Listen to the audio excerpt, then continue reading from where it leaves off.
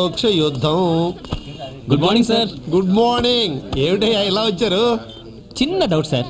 మీకు ఏ డౌట్ ఉన్నా class room లోనే కాదయ్యా, గార్డెన్ లో కూడా అడిగేయచ్చు. బాత్రూమ్ లో అడగచ్చా?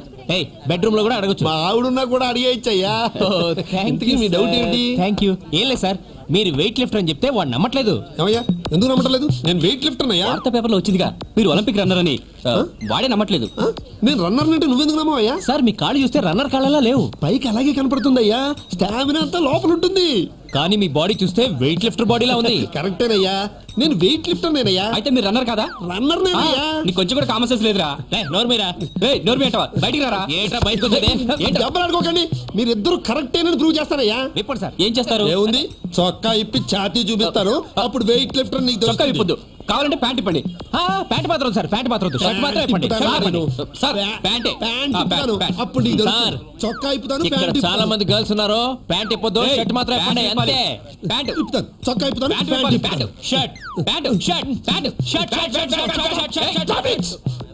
రెండు ఇప్పి నేను వెయిట్ లిఫ్టర్ ని రన్నర్ నేను ప్రూవ్ చేస్తానయ్యా. ఫస్ట్ నేను షర్ట్ విప్పించాను, సో నేనే గెలిచాను. షర్ట్ అయితే ఎవరైనా విప్పిస్తారు కానీ ప్యాంట్ విప్పించాలి.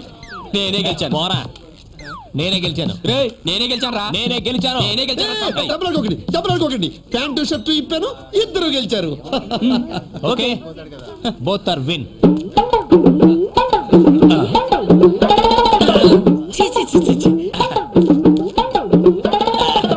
జాజి Babu, Jaji Babu, what you are all doing here? Classes వెళ్ళండి.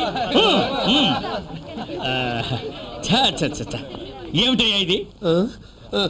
Pant shirt sir. ఆహా, లంగాను జాకెట్ అనుకున్నానులే.